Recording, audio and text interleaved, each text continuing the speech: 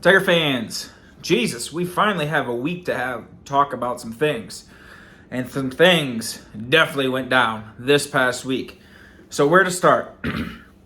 So the title of the video, obviously, because you're watching, is going to be the Tigers take Max Clark. So let's get right in onto it. So Pirates #1 overall take Paul Skeens. I was really happy that the Pirates took Skeens because I didn't want him to potentially fall to the third slot for the Tigers to be able to potentially take another pitcher. You've seen Al Avila's mantra over the last 7 years, how many pitchers that he took in the first round, and you see the volatility of it, whether it would be Casey Mize with Tommy John, Matt Manning with his various injuries, Terry Schoop with the flexor tendon injury that he had. So the Tigers are definitely thin on the position players side. And, they took Chase Young last year with the first round pick. So I'm not sad at all that Paul Skeens went #1 overall. Now, Dylan Cruz fell to #2. And Dylan Cruz was projected to go #3 to the Tigers. Now, it was basically Wyatt Langford, Cruz, and Skeens was projected as the top 3 picks. The order that they were going to go in was changed, shuffled, whatever. I haven't heard a podcast where a guy said that Max Clark was going to go #1 overall, and because the Pirates are going to be cheap and they were going to try to pay under slot value for the #1 overall pick. With Skeens, they definitely have to pay up. So, #3 comes around, Cruz goes, and everyone thinks it's going to be Wyatt Langford. Now, Wyatt Langford, he is an outstanding prep hitter. Absolutely monstrous power. The guy had more walks and strikeouts, 21 home runs. Absolutely dominating season this past year. I think he was like a Golden Spikes Award nominee. And the Tigers passed on him in favor for Max Clark. Now, there is a lot of people pissed off about this pick. But I actually started looking up stuff on Max Clark about 2 months ago. I live in the Dayton, Ohio area, and Max Clark played in Franklin, Indiana, and his high school season was still going on during the time I had found out about him back in April. I actually almost went and was thinking about actually going to Franklin, Indiana, because where he played his high school ball was only about an hour and a half from where I live. It wasn't too far. And I almost went because his high school season was almost over, but I didn't end up going, and I was watching a lot of his videos, watching a lot of his interviews, and Clark, man, this kid, for being only 18 years old, he is very mature. He's very humble. Like, you watch all the videos, he's just constantly signing whatever kids at his games. He just get bombarded. He's signing baseballs for all these kids. He talks to everyone and anyone. You could Instagram him on Instagram. You could DM him, and he'll answer your DMs. Like, I had even said in one of his Instagram posts about 2 months ago, maybe a month ago, it was for his last high school game. I was like, I can't wait for the Tigers to take you #3 overall. And he actually, liked my comment, which was pretty cool. And he's even said in interviews that he always tries to answer all his Instagram DMs. You see all the interviews that he does. And his work ethic, this kid is really, really about getting better. He wants to be the best he can possibly be. Good work ethic. He's humble. He isn't a kind of guy that's going to forget where he came from in a really small town like Franklin, Indiana. So I know the hype around Wyatt Langford, but people need to stop acting like Max Clark is a nobody. Because I can recall the time the Tigers took a prep bat in the first round of a draft, and this guy is now our best player on our team. That guy wears number 31, and his name is Riley Greene. Now, with a high school bat, it takes a little bit while longer for them to make it through the minor league system to come up. Unless you're someone like Mike Trout or Bryce Harper, where you're like a generational hitter, where those guys were up in the big leagues as teenagers because they were able to blow through the minors so fast, then they come up a little bit quicker. Max Clark, I don't believe, is one of those kind of generational kind of hitters, but he is a guy that I think, has a chance to be up in the big leagues in 2 years, 2.5 years. I don't know, because of the fact that Riley Greene and Torkelson both got called up at the same time, pretty much because Al Avila was trying to basically save his ass and bring up guys to put asses in the seats. Now with Scott Harris, we've already seen his hesitancy to bring up guys to the big club that are doing good in the minors because he wants their development to be as they want to get them as many lower minor at bats as they possibly can before they go up, because he says that the gap between MLB and AAA is miles bigger, and they don't want them to come up and struggle. Now, we've seen the flip side of that with Torkelson being a consensus 1-1, made it through the minors fast, and then he came up to Detroit and he struggled so much so that this time last year he got demoted. And we've seen Riley Greene, another one where, he had his ups and downs last year and had his ups and downs to start the season, and he was really good till he got hurt. And now he's back. And we're going to touch on him too in this video, but we're starting to keep talking about Max Clark here. So with Max Clark, it's kind of hard to say, what his timeline's going to be. Is it going to be 2 years if he's, really destroying it? Is it going to be 3 years? Maybe by the time he's 21, he's going to come. He's going to get sent down to probably West Michigan or Gulf Coast League, somewhere down there to get some at-bats. I don't know how long he's going to be down there for, or how close he gets to maybe advancing to Double-A this year. We've seen Jace Jung really make some nice strides this year at the lower minors. You see how many extra base hits he's got. He's absolutely killing it. So, I don't know. But people who are trying to sit here and say that Max Clark over Wyatt Langford is the worst pick of all time, you just don't know that yet. For all we know, guys, that the dude in the next round, in the middle of the second round of this draft, could be the best player in all of this. I mean, Aaron Judge in 2013 was almost in the background of the first round, and he was the best pick of all of it. Mike Trout was the best pick of all of them. So, and he went 26th overall. And the Tigers took Jacob Turner. You don't know. But I will say, his work ethic, his humbleness, knowing where he came from, I like everything Max Clark has to offer. He's a hell of a hitter. He's got good speed. He's a good center fielder. His power tool is still developing. I was looking at his 80-20 scale. His power is a 50 out of the 80-20 scale. But he's a lanky kid that's going to add some muscle onto him, and he's only 18. So I could see him hitting 20 home runs a year, maybe 25 as he bulks up, because his swing plays.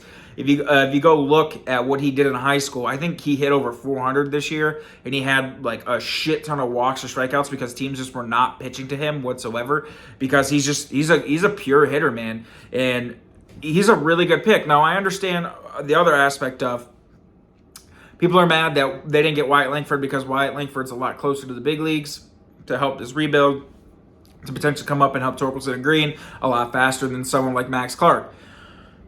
That is definitely true, and that is a valid point. But at the same time, he could be the better player of the two. Wyatt Langford could be the better player of the two.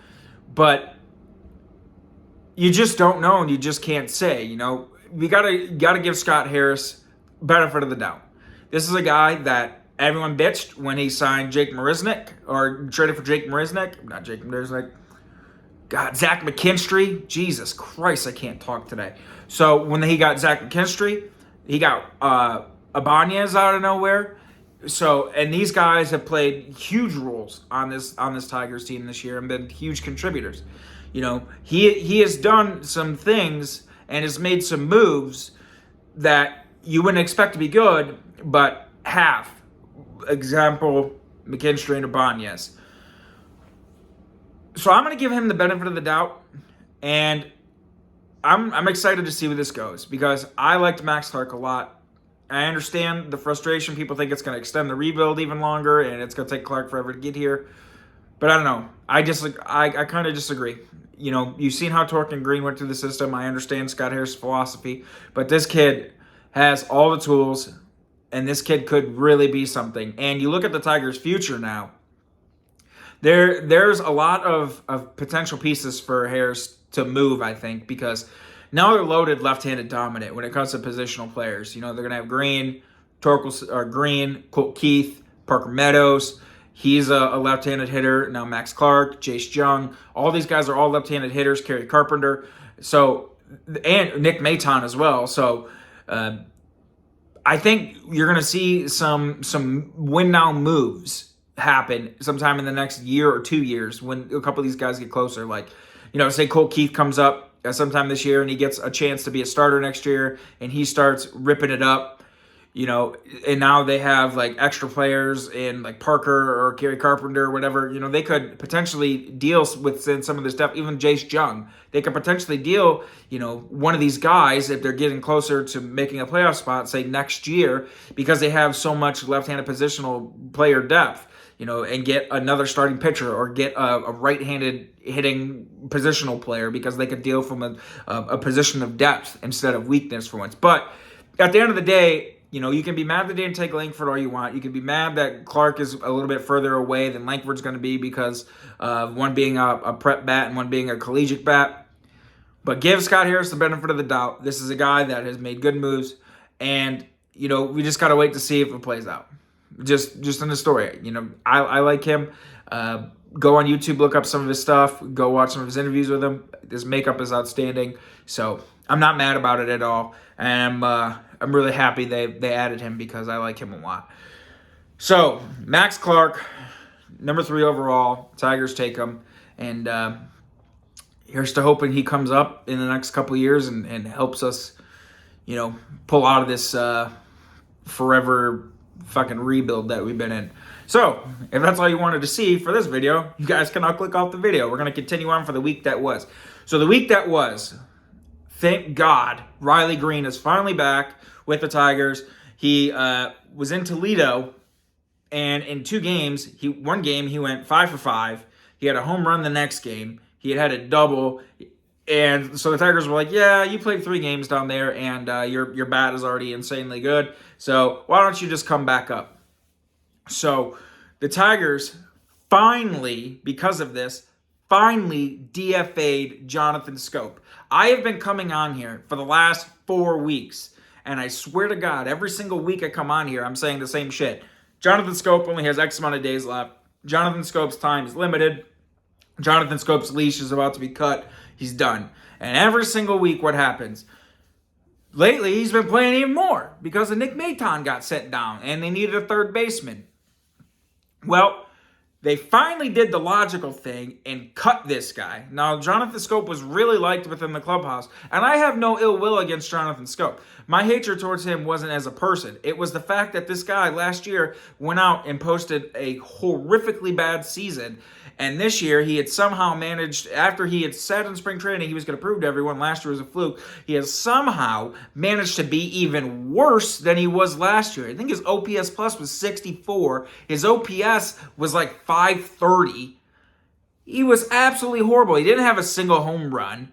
I think he had like 7 doubles. That was it. He had 6 or 7 RBIs. He was horrifically bad, and he wasn't even playing good defense. He was a freaking absolute joke at third this year. Like he couldn't throw the ball. He had a bunch of throwing errors when he did play at third. He wasn't that good at second. He needed to go. Just flat out, he needed to go. So the Tigers went and DFA'd him, called up Riley Greene, and this week, Riley Greene comes back up, facing the Toronto Blue Jays. First game, they get absolutely shit-wrecked. Oh, and Akil Baddoo came back as well. They get absolutely shit-wrecked the first game against the Toronto Blue Jays. Second game, they go and throw a combined no-hitter. Matt Manning, 6 2/3. Matt Manning did it with a back that was bothering him.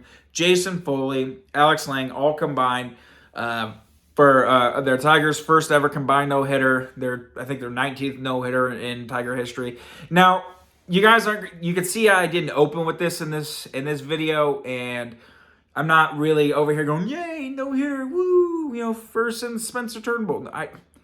Combined no-hitters aren't really that good. Like, I get it, you no-hit a team, congratulations, that's cool, you know, the Tigers needed a W, but it's a combined no-hitter. Like, it's just not as cool as a no-hitter. You know, and they're like, well, it's the first one in Tigers history. Yeah, I mean, that's fine. That's great. I mean, all I really care about is they got to win. So that's all that mattered to me. So a combined no-hitter is just not nearly as good as a regular no-hitter. So congrats to Matt Manning. I was happy to see him pitch well. And then today, Tarek Skubal comes out, throws a good game, and the Tigers ended up blowing a 3-run lead in the later innings of the game. Alex Lang gives up another home run. The Tigers end up losing in extra innings. So they went and had an opportunity to take 2 or 3 from the Blue Jays after nearly almost getting fucking swept by the Athletics, which was absolutely pathetic. And we're going to touch on this here in a second. And they go into the All-Star break, just kind of limping in. It's fantastic that over the last 2 weeks, the Tigers went from being absolutely decimated by injuries to now they got Alex Faedo back temporarily because they sent him down after his one start after he came off the IL. They got back Akil Baddoo. They got back Riley Greene. They got back Eduardo Rodriguez. They got back Tarek Skubal. This is the healthiest they have been all season, and thank God. Now, they also designated Jake Marisnick for assignment today because Trey Wingenter came off of the 6th IL, and he came up and they got recalled to AAA, which leaves a spot open. I am really hoping that Parker Meadows gets an opportunity to come up because Parker has had like 3 home runs in his last 5 games, and he was absolutely scorching hot for the month of June. And I think they're not going to – I think they're adamant, absolutely adamant about keeping Colt Keith at Toledo for at least the rest of the month of July and probably a couple weeks of August before he's even getting a chance. I don't think Colt Keith, if he hits like he did in AA, I don't think Colt Keith is going to get an opportunity until sometime to when like Kerry Carper got an opportunity last year when he was just bombing balls and got an opportunity because of all the home runs he had hit between 3 levels. So I think it's going to have to play out the same way. If anything, he probably gets a 4-week look at during the September call-ups and whatnot. But I think out of all of them, Parker Meadows is probably the most logical one to call up. Now, because Maton was a lefty, and they're still with the matchup things, and Maton no longer being on the roster, being in Toledo, even though Maton has actually been hitting okay in Toledo, it makes more sense to bring him up because he's that lefty off the bench, and that's basically the one left-handed bat they're missing for the platoons for AJ Hinch to do his thing that he always does with the matchups late in games. And Riley is still coming back from injury. They let him DH his first game coming back, and today he finally played center field. But I think protecting Riley from Riley, the logical thing would be put Parker in center because Parker is a very good center fielder and he's got a lot of speed. You could put Riley in right and kind of help him for a few weeks till you feel fully confident that he can play center field on an everyday basis. And Parker can play some right. He played some right field and left field in spring training this past year. Now, the reason why I say Parker over Justin Henry Malloy is the fact that if you're going to look at the sticks, their numbers are pretty comparable to what they've done with the bat power-wise and everything like that. Malloy definitely strikes out a little bit less and, has a little bit better eye at the plate for sure. But if you're going to call up one of those two, you need the left-handed bat more than the right-handed bat. And, Meadows brings a better glove than Malloy does. Malloy has been playing some outfield, but, he's really not going to be a guy that you're like, I'm so happy he's playing defense at any position he's playing, whether or not it's, third base or left field or right field or whatnot. So I would love to see them call up Parker Meadows. That would be ideal, and it would help their offense. But watch them do some shit where they bring back Nick Maton because they want to put McKinstry back out in the outfield and or Ibanez back out in the outfield. I personally think that what they've done so far, and like I had said last week, where they could go DFA Schoop and use McKinstry and Ibanez and Zach Short between second and third makes the most sense. I mean, McKinstry played a great third base yesterday. I don't know how his glove would be if he was there consistently versus, having him play outfield along with it. Maybe he'd get a little bit more exposed for range and footwork and first step quickness and whatnot if he got everyday reps at that position. But I think how they're using him right now, and like Ibanez was not bad at third either. And you look at what they're replacing, Schoop wasn't a gold glover there, and Nick Maton was making errors out the ass. Like, so many balls were going under his glove, so many balls where they popped out of his mitt because he's trying to throw it before it's in his hand. So the standard and the bar they have to clear there is kind of low, so it doesn't really matter. So I kind of prefer having, those guys rotate, and then you put Parker Meadows in the outfield because he's a good defender, and you can help Riley out and put him in right. And you could DH Carey some on days, Miggy's not DHing, and with that, and you could put Carey out in left, and you still got Matt Vierling. What they're running into now is, since they're healthy, though, is they have a real heavy outfield logjam, and how Hinch likes to rotate those corner spots. For some reason, with Eric Haas, as much as he's struggling, Hinch still likes to put Haas out in left field, maybe a day or two a week, depending on handedness of the pitcher. And then he'll put Ibanez out there and Veerling out in center. But now that Riley's back, how much he's going to get out. He's probably going to move back to right. And then he's been putting McKinstry all over the place between the two corners. So, I don't know. It's hard to say, if they did call Parker up, how many at-bats they could squeeze him in there for. And when they could squeeze him in there for. But it would be really helpful if he played third base. But he doesn't. But he's a good defender. He's been really hot in June. He's shown a lot of pop over the last couple of weeks. So I'm hoping it's him, but it's probably going to be Nick Maton because I think AJ, with Schoop being gone, is going to probably want to play Ibanez and McKinstry a lot more at second.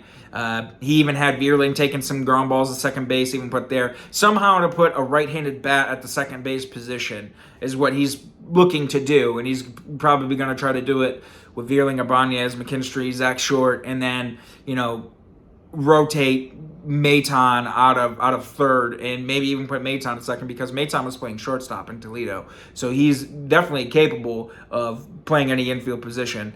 But we'll see, But looking overall going into the All-Star break, looking where the Tigers are at, they basically have been floating between 11 and 10 games under 500. Their last real shot at having a respectable season kind of died when Greene and Eduardo Rodriguez went down at the same time, basically 24 hours apart after that White Sox series when they were one game under 500. I think they were going to play the Rangers after that, and they fell so hard when it came to injuries. They ended up having pretty much using 2 bullpen day games a week. They didn't have a rotation. Luckily Reese Olson came up and was really good, and AJ Hinch is really good at playing the matchups for the bullpen days. But, looking at that month that those 2 guys were gone, it really sunk them, and I thought they could go potentially as bad as 15 games under 500. It didn't get to that point, but they're not far off for that pace. You look at this past week, and this week should tell you everything that you need to know so far about this team. They can't even take a series against the Athletics. In a series they should have. I mean, the first game they played the Athletics, Tarek Skubal throws 4 no-hit innings, and Reese Olson comes out and absolutely slams the door, and they lose a game where they got 1 hit against. And it was a joke. They lost 1-0. And then the next day, they get shit-wrecked by the Athletics, and then they shit-wrecked the Athletics the last day. And then they play the Blue Jays, had a chance to take a series, and they didn't. They blew a game where they were leading 3-0 in the latter third of the game. And this should just go to show you that even though the division's bad, and even though technically they're not out of it, even though they're healthy, and even though they got all these people back, and their rotation's actually rotational, they're not having a shit ton of bullpen games, and Jake Riznick's gone now, and Scope's gone now, and your quality of depth is a lot better versus what it was and some else you've been. It's still hard to believe that this team's going to do anything. You look at their last good month, it was May, and they went 16-11. I don't know if they can rattle off something like that. And this is such a huge month, like I had said in my prior video, for whether or not the Tigers are going to do anything come the trade deadline. Looking at it like this, is they're about to be 2 pitchers down on the rotation come August 1st, and they're going to have to figure out what to do, because that means Alex Faedo and Joey Wentz are probably going to be the 2 fill-ins after that to come up and fill out the rest of the rotation, because you don't have Matt Boyd, you wouldn't have Lorenzen, you won't have Erod, and they have no choice but to move those guys, because Erod's going to bounce out at the end of the year if he keeps continuing to pitch how he's pitching, and Lorenzen's an all-star, and he's only on a 1-year deal, so you have to trade him. So then you're going to lose 2/5 of your rotation with those guys, and you're going to have to bring up Faedo and Wentz, and I like Faedo and I like Wentz, but looking at their stuff, Faedo, he's so slider happy, and he doesn't really have a third pitch. His changeup is really not that good of a pitch. His slider gets really flat, and he's prone to giving up the home run ball because of it. He does have a good fastball, but his command wavers. And I was watching Joey Wentz's start, his first start in Toledo the other day. First inning of the game, he gives up two quick runs. He did settle down and threw 5 innings of 2-run ball, which is good. But again, glove side up, glove side up, glove side up. Can't get the fastball over. His changeup was dog shit. Toward the back end of the start, it did look better. He started to get more strikes and more confident. But until he can throw consistent strikes inside the right-handed hitters, and his changeup gets a little bit better, and he can actually locate his curveball for strikes on the outer third, I don't know how much I believe in him. So now you look at, they're most likely going to deal 2/5 of the rotation. You're going to have those two guys as the fill-ins. You don't know what Reese Olson's going to do on the back half when he starts to get a little bit more exposed to the league. Hopefully Scooble and Manning stay healthy. So you got that aspect of it. And you just don't know this. You don't know what this offense can be on a day in and day out basis. The other day they're scoring 14 runs against the Rockies, and then the next day they're getting shut out by the fucking Athletics of all teams, who are fucking terrible. So I just don't know how much I can believe in this team going forward, even being as healthy as they are, even having their best players back, because they're just still not a very good team. Their depth is still not that good, and Alex Lang's been shaky now. He comes out on the no-hitter day, absolutely slams the door, and today he doesn't look nearly as good. He can't get the final out. With 2 outs on the board in a crucial situation. So, and that bullpen's been taxed. AJ Hinch had to piece together a lot of shit. I mean, look at that start in Texas. He has 2 pitchers go down within 1 inning of each other with Vest and Boyd. So, who knows? So overall, it was not a great week. I mean, a good Tigers team takes both those series. A good Tigers team has a 4-2 homestand. Not a 2-4 homestand, and because those were some games they could win, and they didn't, and they didn't make up the ground they should have made up, even getting healthy like they were, because Greene had a good coming out party yesterday, and he had a home run today, so he's picking up right where he left off, and Torkelson has had a couple of doubles over the last couple of days, but they still have black holes. Eric Haas has been absolutely abysmal. I don't know if Eric Haas is going to be second half Eric Haas this year. He just might be a black hole the rest of the year. He's calling a good game behind the plate, obviously, but, you just don't know. And you just don't know what you're going to get out of these guys. It's just really, really inconsistent. Baez stinks. McKinstry hasn't come back to that May level, but he hasn't been bad. Ibanez was good, but we've seen his ebbs and flows. You hope Greene can keep hitting like he has been. You hope Torque keeps up the extra base power. You hope that your rotation stays healthy. But who knows? They could trade these guys come August.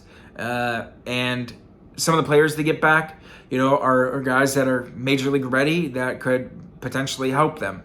I don't know. I don't know what Scott Harris's approach is going to be, because we've seen him so far do some weird trades, whether it was Maytown and Vierling for, Gregory Soto, and then you see him somehow flip Joe Jimenez for a prospect of the caliber of Justin Hunter Malloy. So it's hard to say. But overall, they got healthy this week. They cut some much-needed dead weight in Schoop and Marisnick. Draft Max Clark, which I'm happy about. Give him a chance. I understand everyone's pissed about Wyatt Langford, but go do some research on this kid. Go watch some videos with him, and you will like him. And I don't think this necessarily means the rebuild's going to last 5 more years either. So they got some guys on the way. I think at the point that Max Clark is ready, and with some of the pieces that Scott Harris could potentially deal, I kind of think Max Clark to be the cherry on top versus the building block they need to start the bottom of the pyramid. How some people are kind of viewing it. They think that Wyatt Langford could have been the base of the rebuild and have those guys pile on top, where I think that Harris might change some of his depth and he could be the cherry on top of the pyramid versus the other way around. So go watch some stuff on him. All-Star break. Enjoy the game, guys. And I'm going to come on here before the Tigers start the second half of the season. We're going to do a second half review where we give an overall grade of every player of the first half. So excuse the length of the last 2 videos. Today was a big video that I had to make. A lot of things to talk about. And I'll be back in a couple of days to do the second half review. So I got for you guys this week. Have a good one. Go Tigers.